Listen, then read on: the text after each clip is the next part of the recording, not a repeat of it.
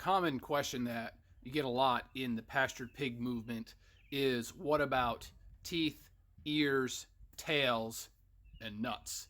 And so, what I'll cover here is what each of those are addressed for in a confinement setting and the why, and why that's largely unnecessary for three of them on a pastured setting and sometimes for the fourth. So, what is the big deal about teeth, ears, tails, and nuts? So it's very common if you are watching instructional videos on pigs or talking to guys who work with conventional settings to hear about clipping teeth, about notching ears, about docking tails, and of course, castration. That, however, is really not necessary in a pasture setting, and here's why.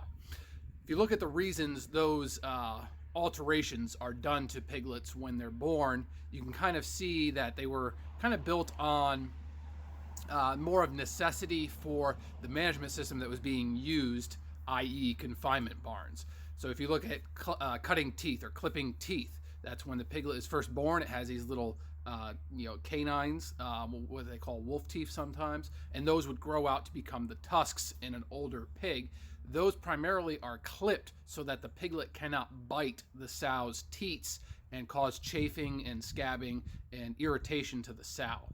Now, when you are in a farrowing crate, that is far more of a necessity than when you are out in the pasture, namely because the sow can get up and just leave. If the piglets are annoying her and biting her teats, she can just say, you know what, you little jokers, you're done for right now. I'm going to go off and do something else. But when that sow is in a farrowing crate, she can't go anywhere. The piglets can't go anywhere. They're all hanging out together for a few weeks and they get kind of bored. So that's something that will become a problem. Ear notching. This is done as a way to identify where that piglet is in the birth order and identify what sow it is coming from. Not really something predicated on a confinement or a pasture system. It's more of an identification system that was very popular from whenever it was started. I didn't look into it, but probably a long time ago, to where it's kind of fading out now. Some guys still do ear notching, others don't.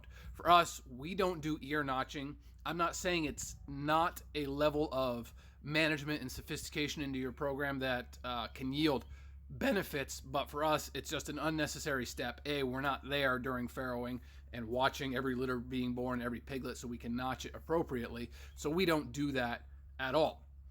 The next thing is tail docking. This is something, again, that you see very common in the industry, especially in confinement settings, and it's where the tail is clipped off to just a little stub being left. The reason for that is a stress-induced tail chewing that piglets will do to each other when they are bored. When they're in a tight space with a couple hundred other pigs, there's not a lot going on. It's just concrete and metal and wood to sniff around. But your buddy's tail looks kind of chewy, so I might go chew on that with my, because I'm bored. If you are on pasture, that is not necessary. Piglets can roam around, they can explore, they can chew on sticks, grass, dirt. We found that's not necessary. I think out of the thousands of piglets that we've done, I've lost maybe one or two tails to a chewing. And typically that will be in colder weather when the piglets are not wanting to roam out and explore as much. So again, something else that's unnecessary in a pasture-based system. Now we get to the last one, the nuts. Castration. This is a very polarizing topic in some of the producer circles, and surprisingly, or maybe not surprisingly, something to be aware of, an up-and-coming issue from a regulatory standpoint. It is already pretty much illegal in the EU to manually castrate male hogs, where you're actually cutting open the scrotum, removing the testicles, and then stitching it back up or what have you. But commonly this is done at 2 to 3 days of age. Some guys do it at 1 day. It honestly can be done all the way through a boar's life with increasing steps of caution and recovery, obviously. But I've seen 500-700 pound boars be castrated by a vet. They need to be sedated and stitched up, and takes them a while to heal up. But it can honestly be done at pretty much any stage.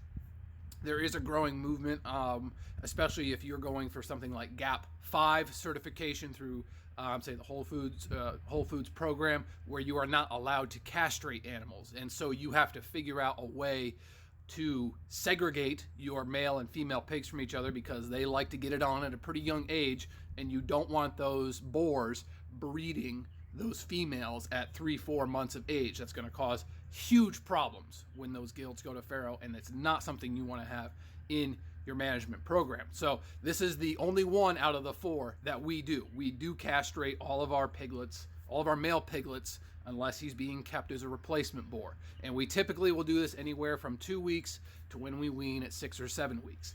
This automatically knocks us out of a lot of the qualifications for those certifications. We cannot get those GAP 5 plus, AWA, Animal Welfare Accreditation. I don't know. Animal Welfare Approved, that's what it is. We can't get that one because we're doing this later castration, but we've done it for hundreds and hundreds and hundreds of piglets. It's not a problem to castrate that piglet at anywhere from 4 to 8 weeks of age. Obviously, it's a little bit bigger, squeals a little bit more, and so on. Again, something to keep aware from a regulatory standpoint.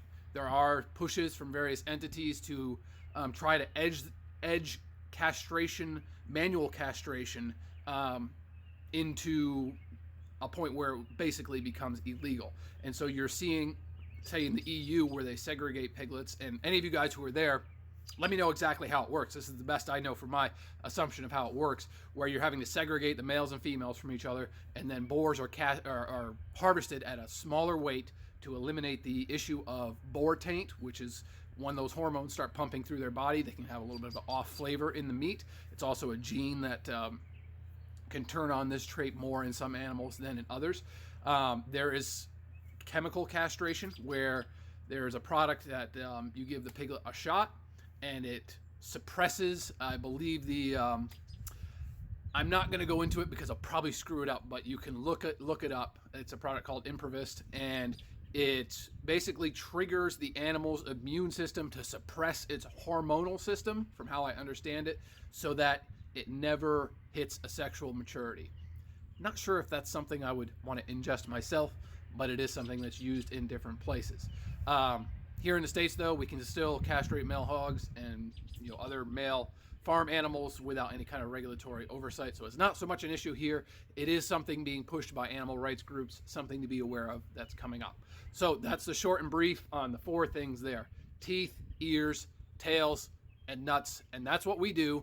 Hope you learned something. We'll catch you later. And until then, get after it. One more I forgot to mention. If you really want to blow your mind, check out Iberico ham and Iberian pigs. And they castrate female pigs as well. That's all I'm going to say about it.